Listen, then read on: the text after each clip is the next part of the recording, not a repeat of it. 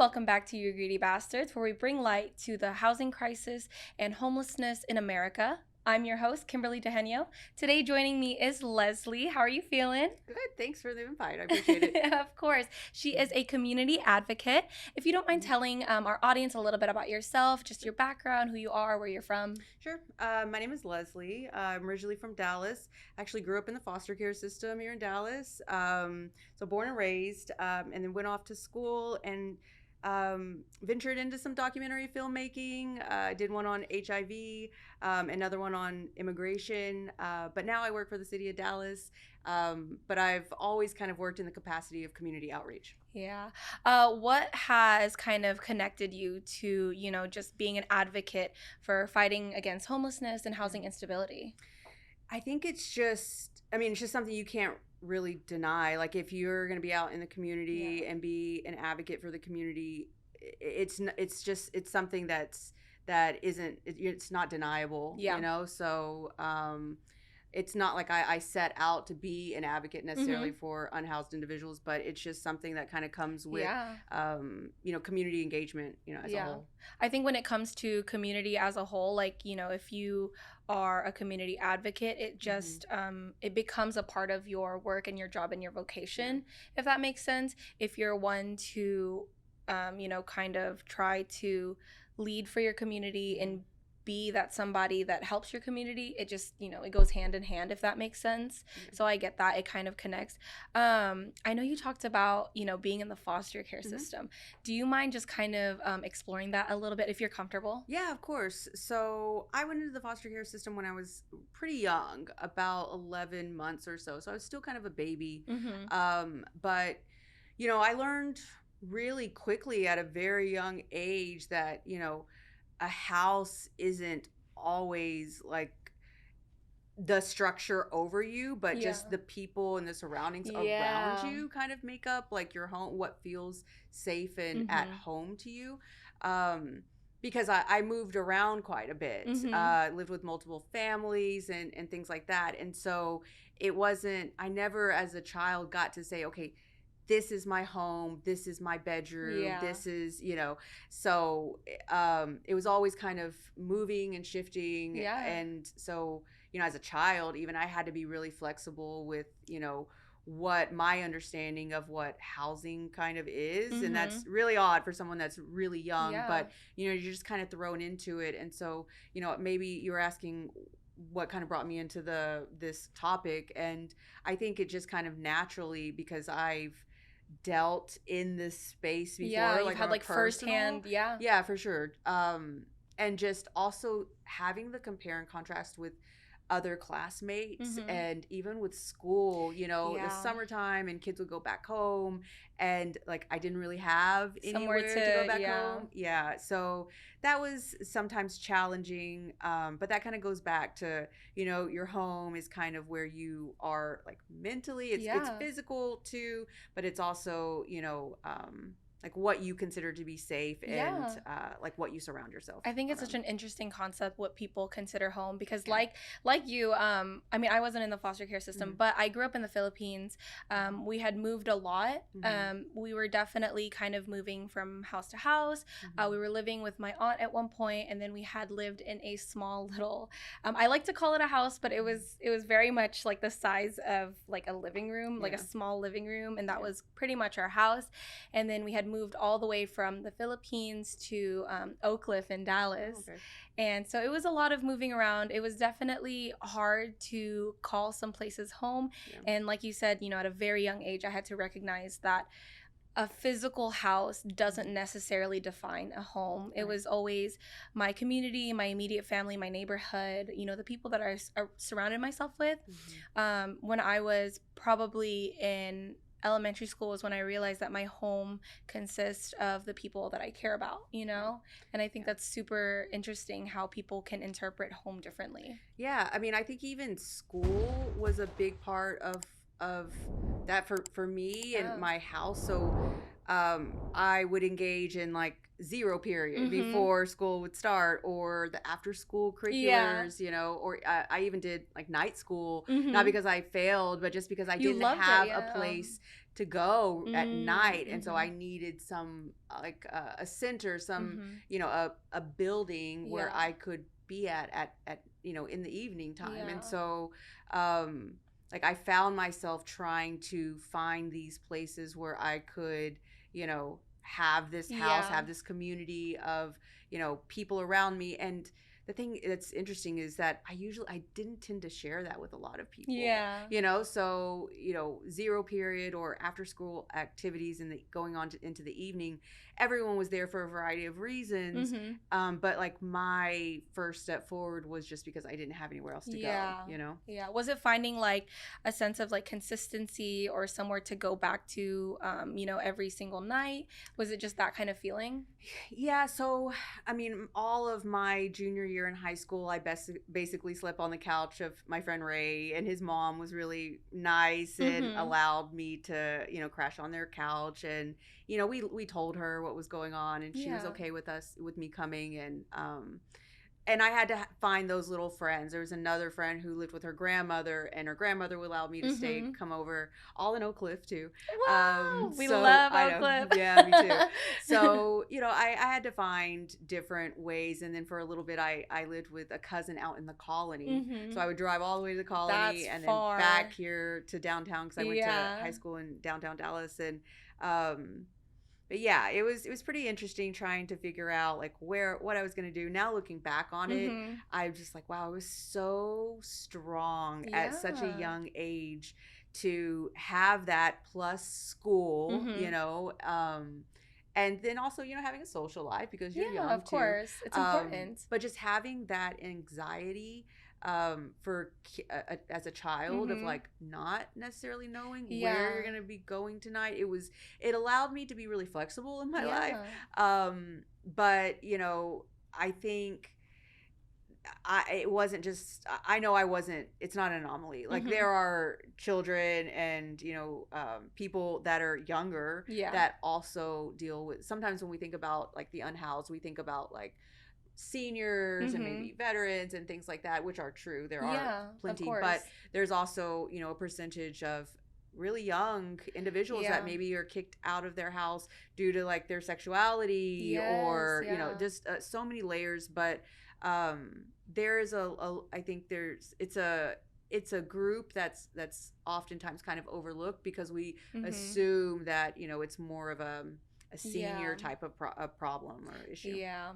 I mean, the reason I brought up, the foster care system was because I had a close friend of mine in high school who was in the foster care system, and she had been moving to different houses a few times. And by the time she was 18 years old, she wasn't in the, foster care system anymore. And so she basically had been left out to explore the world by herself. She was given like a grant or some amount of money, but you're 18, you're young, you don't really know what to do with that amount of money. And so it just kind of led to a lot of bad decisions. And for a while, she was kind of couch surfing for a little bit.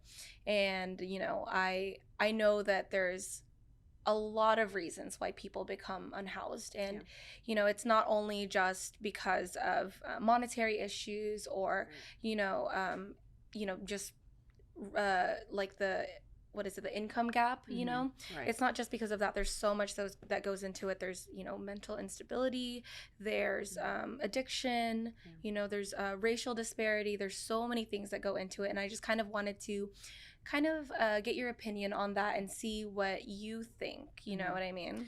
So, yeah, I agree. There's a lot of layers to it all. I think with going back to your friend that you were saying, so she kind of aged out of the system, and so they tend to kind of give you some resources and kind of, you're on your own. And so, I mean, just speaking directly to that group of individuals that are kind of aging out, I feel like there's so many more resources that can be given, just education. I also think, I know that our schools are tasked with so much with educating our kids, and a lot of times they end up kind of being like social workers. But I do feel like I could have had more support. I went through Dallas Independent School District, DISD, and I'm also in my 40s, so this was a while back. Yeah. I'm hopeful that things have changed now. You don't look like you're in your 40s. Oh, well, thank you. But, you know, I'm hopeful that things have changed. But when I was going to school,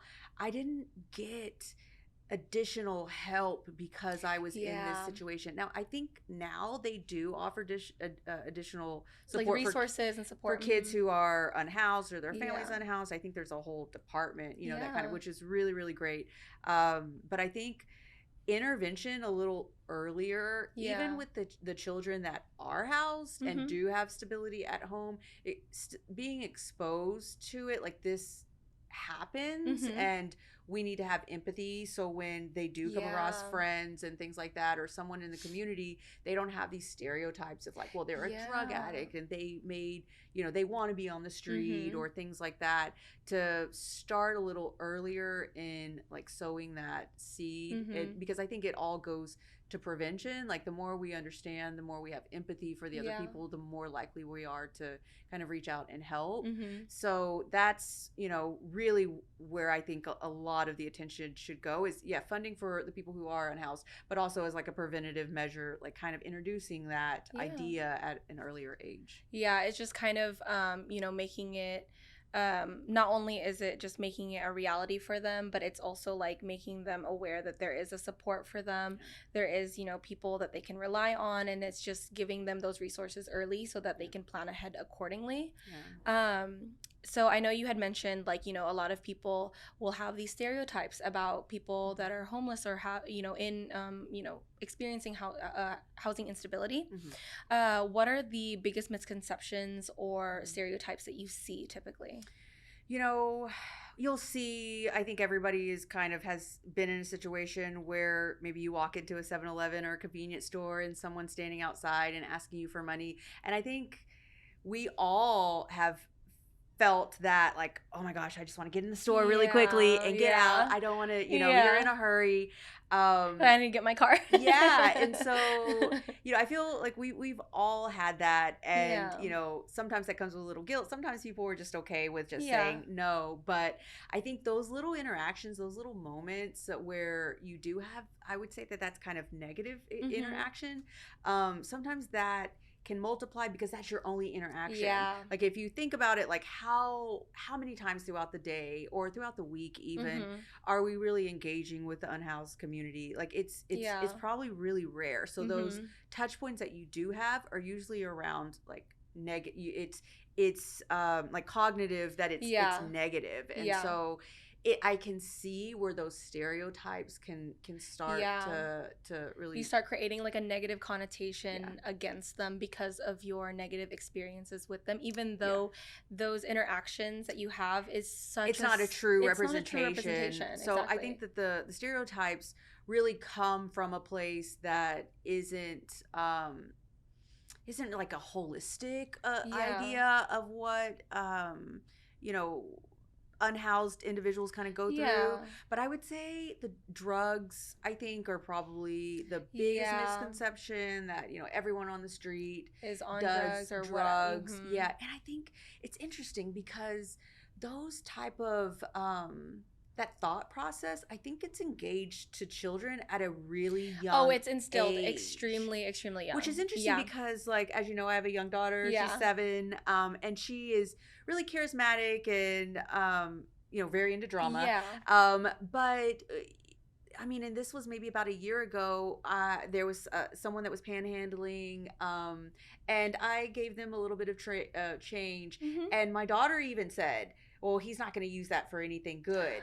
And I was like, oh my gosh, where did you hear that? Where did you hear it? Right? Like, who? And, you know, her circle is really small. She's only 7. And she's like at the age, though, where she's like sucking up all this information. So she probably heard that from someone. Or even maybe like television. Maybe it was even in like a show or something. But it just kind of goes to show that those stereotypes and all of that gets sowed in at such a young age. And I feel like I'm a really engaged parent and really, you know, but that really shocked me that she said something like that. How did that make you feel? It made me feel like I, you know, like failed her as a parent, because like where did she get this idea from? And, we had to talk, and she was like, okay, but I think, we get these stereotypes in our heads, and like I said, that sometimes it comes along pretty early on in life, and it takes a while to have that life experience to be able to erase that. So I think the drugs is a really big thing. I think I hear like they want to be out there. Yeah, I've heard that before too. And I feel like it's a really small-minded approach to a really, really huge issue. Yeah. And it's kind of it's not even putting it in the back burner. It's like putting it back in the cabinet. You know what I mean? Yeah. It's so, I feel like it's really small-minded. Yeah, it definitely is. I mean, maybe there's a percentage of them, right? But, it's like nothing that should be taken into consideration when we're like developing strategies to help. But I think those two are kind of the biggest two that I hear. Yeah. Like challenges that we need to get over before we can like have that empathy that we really need to. I think it just goes back to that. It keeps coming back to having empathy, being open-minded, and having like a sense of understanding towards other people. And that's when it comes to community. I feel like, and I've talked about this before at our previous podcast, but I feel like, I don't know if this is going to make me sound really old, but I feel like our generation right now, or at least how it feels, we don't really have a sense of community. You know what I mean? It feels like we're all kind of, there's this video that used to make me laugh, but it was like you either kill or get killed. You know what I mean? But it's we all have like a sense of individuality where we have to protect ourselves and only ourselves. Yeah. And we don't really have that sense of trying to help one another out, help our neighbors out, help our people out. And I feel like regaining that idea back will definitely, it'll make such a huge change, I feel like. Yeah. I think too that you don't know what you don't know, right? And so if you've always had, a place to call home, and you've just never lived that, unhoused life, it's really hard, I think, for some people to put themselves into that situation of understanding that housing is really, it's not obtainable for a lot. I mean, you can have a full-time job and be a respectable person that's involved in that's wants to help the community and all of that. You can be at heart like a good person, but you can still fall into homelessness.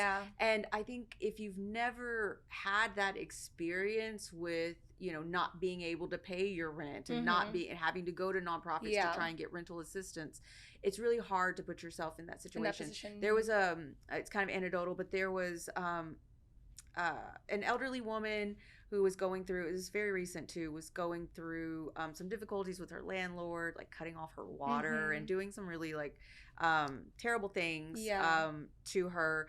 And someone that was involved in the situation just asked, like, why don't you just move? Like, why can't you just that simple though? Right. And I tried to explain it to him, really, and we were in the company of her as well. So but I tried to explain that it's not that simple.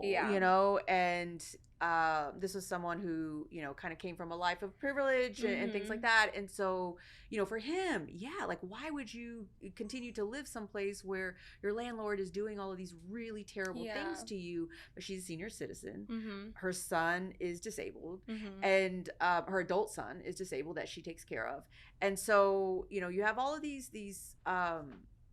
layers to it, and it's not so easy. I mean, I was trying to explain, like, it's gonna take at least at the very least $1,200 to move, and she doesn't have that. She's she's on Social Security, she's barely kind of making it. And so people have this idea of like, well, just pick yourself up and dust yourself off and keep moving. What's the problem? Like, I love the optimism, but it's just like, a reality is a little bit different. Yeah, but if you haven't gone through that experience or ever had that, you just won't really. You just think like, well, I there's something wrong with that person for not just getting up and moving, and so then it starts that line of thinking of like, this is, you know, they did something to cause this, when a lot of times, like even with me and not having a place, it's nothing that I did to cause it. It was kind of the circumstances that I was put in. And I think oftentimes that's how,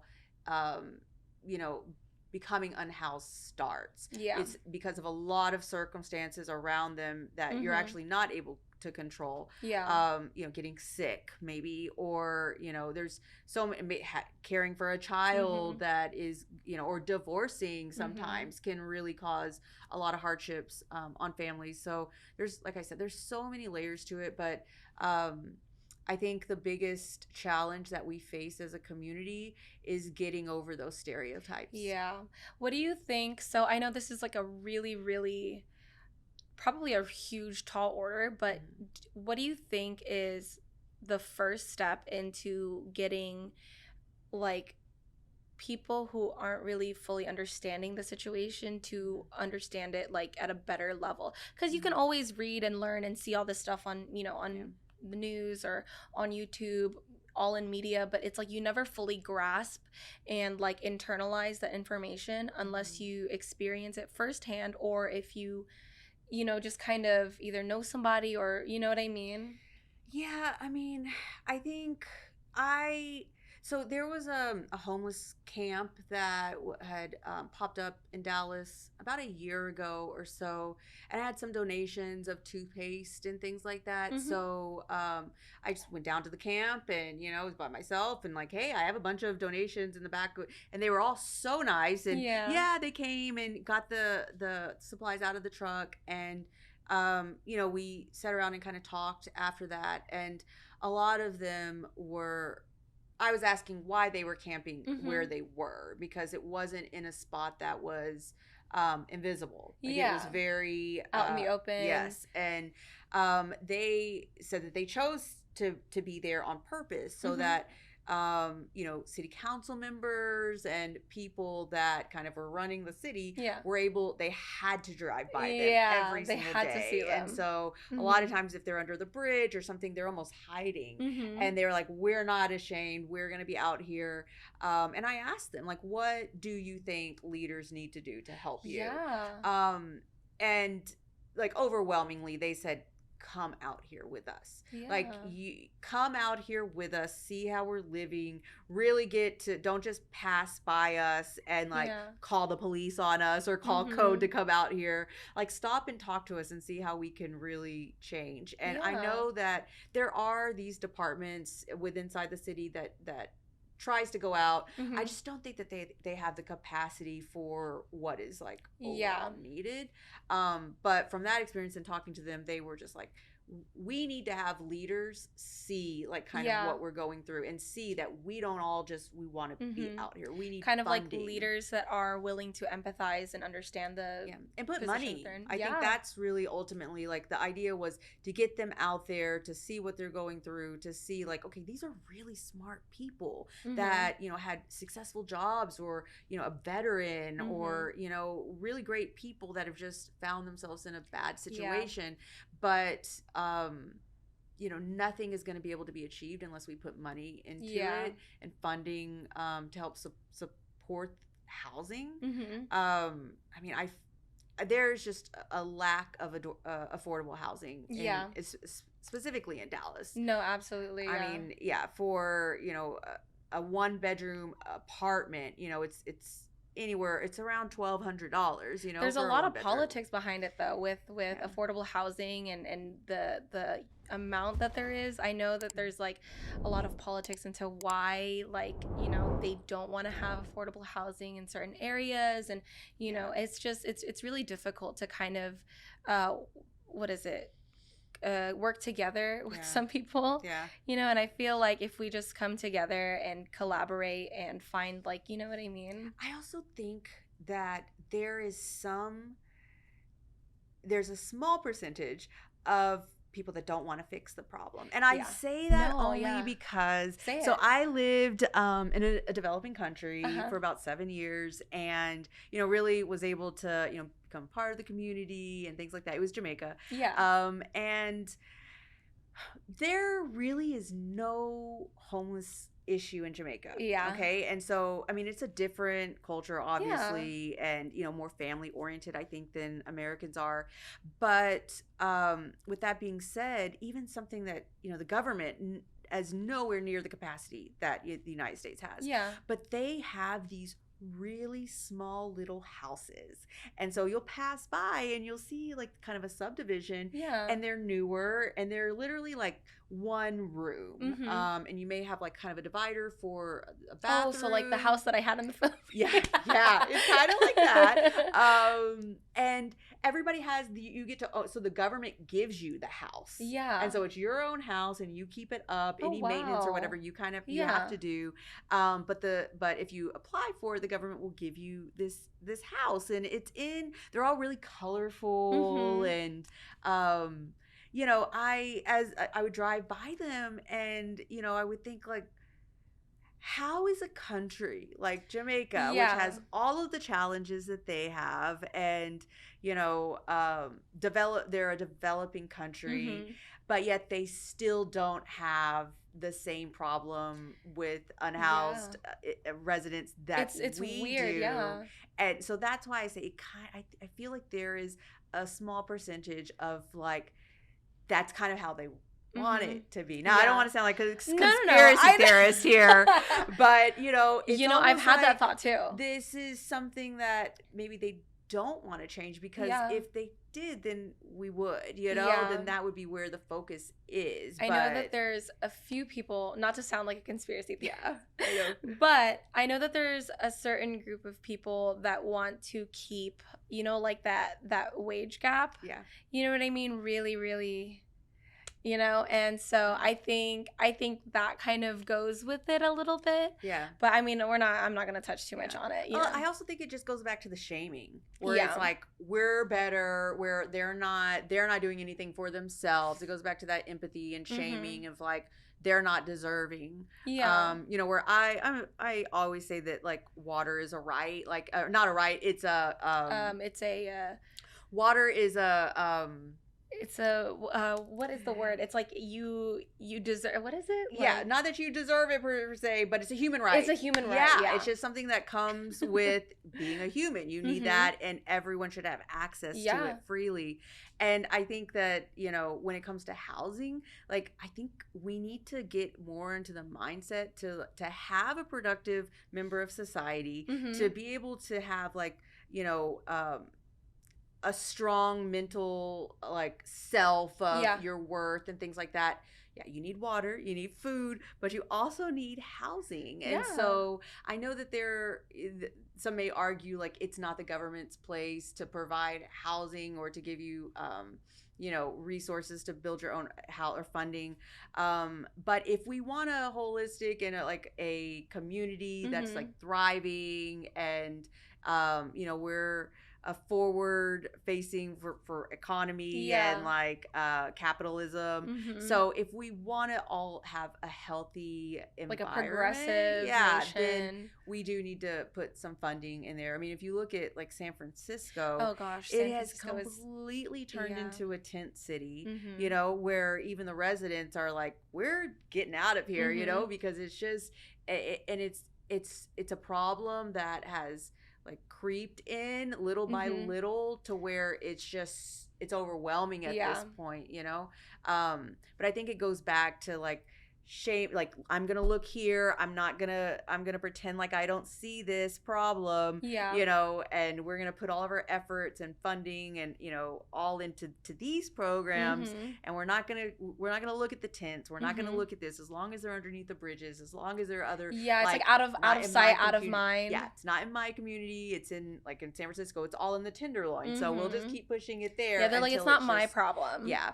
And so I think it goes back to the shaming, though. Yeah. What are some like policies or infrastructure changes that you feel like need to happen in order to kind of start bringing out solutions for? So one of the big one that I think is, some places it's illegal to be homeless, you know? It's illegal to be out and, you know,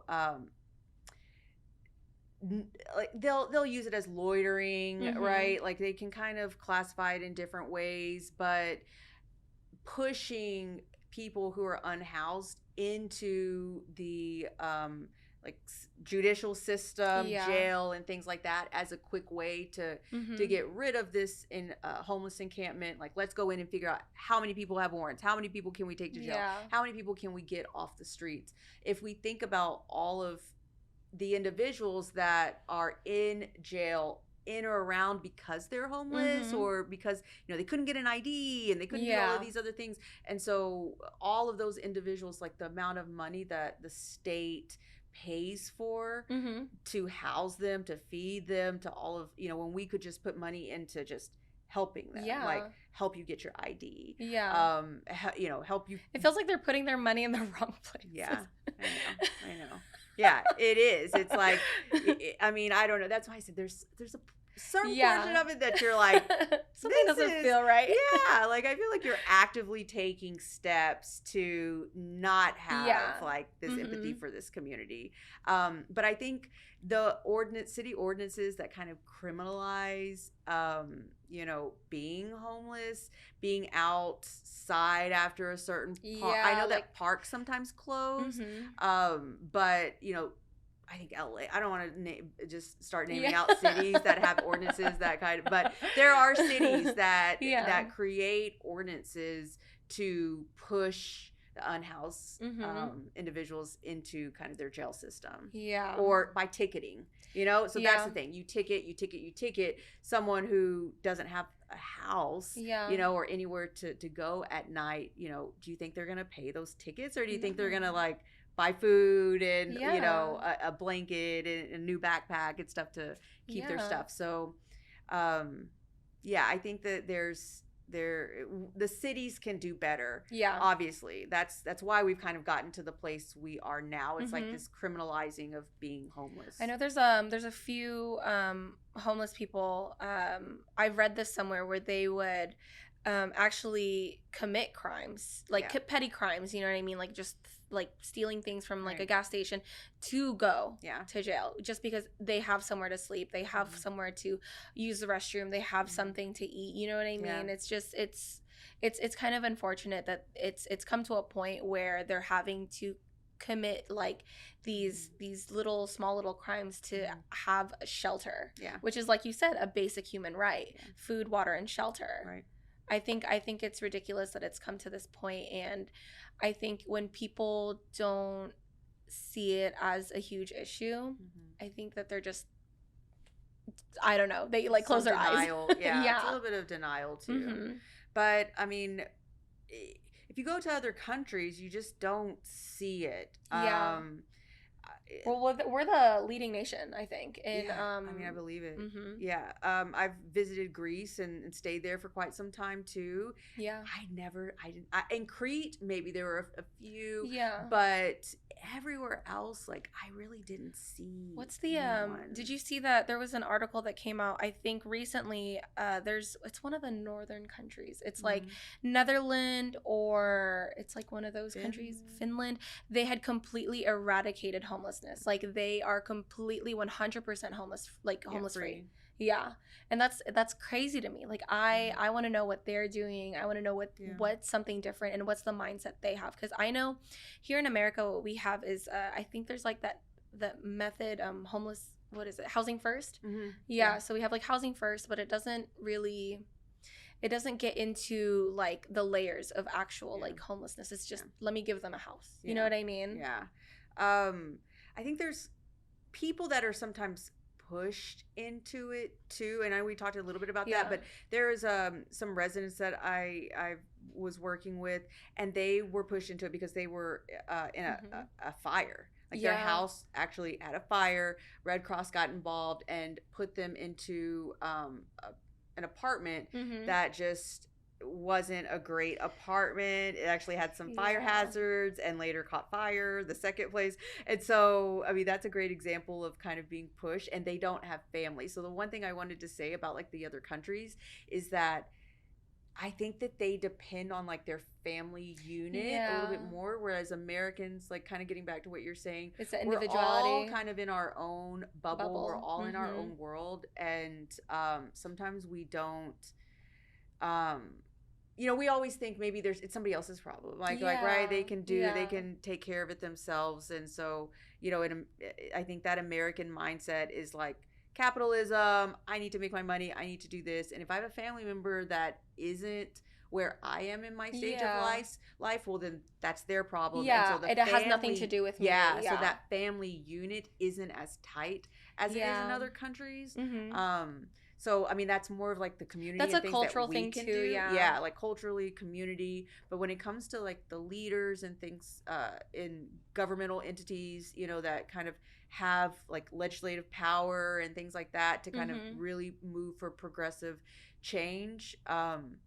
I feel like that's a good scapegoat for them, though, is like, well, your family needs to be stronger. And that is a component. I don't want to say it's not. I do think our family unit should be stronger. But at the same time, like, I think that's a smaller percentage of what the, like, legislative leaders could potentially do to help. Well, thank you so much for joining us. Before we close this out, is there a message that you would like to, say to any of our audiences, anybody that maybe wants to help, anybody that is experiencing housing instability, just kind of like a message that you want to say? Yeah, I mean, well, thank you for your time. I really appreciate it. It's been really cool to see you and, to sit and talk about this issue. But I think just the leaving, parting words is just to try just to have empathy. I know that there's like what we're talking about, there's a lot of layers, but if you can give back in any way, reaching out to nonprofits that do more of an educational approach, that bring resources of like how to get your birth certificate, how to get a driver's license, how to get so individuals can kind of advocate for themselves and teach them these skills. Setting up a table and just passing out food every weekend helps, right? But like it can go beyond that too, of like if you're a teacher, if you're an attorney, if you're all of these things, like what are the skill sets that I have that I could potentially bring to the community to help this population more so than just dishing out green beans and putting it on a plate, which is great. I don't want to say like donating for food banks isn't great, but I think we can push ourselves as like community advocates and people that care in the community of like, what are some other skill sets that I have that I could bring to the table? Yeah, of course. Thank you so much. It was so nice talking to you. I know. It was nice talking to you too. Your poor hand. No, we're fine. I appreciate it. Of course. Okay. Well, thank you so much for listening to our podcast. I just want to make sure that you guys know to like, comment, and subscribe. Don't forget to hit the little bell on this at the bottom. Share the video if you can. Follow our social media. Thank you so much, Leslie. Yes. It was so great, and we'll see you guys next time.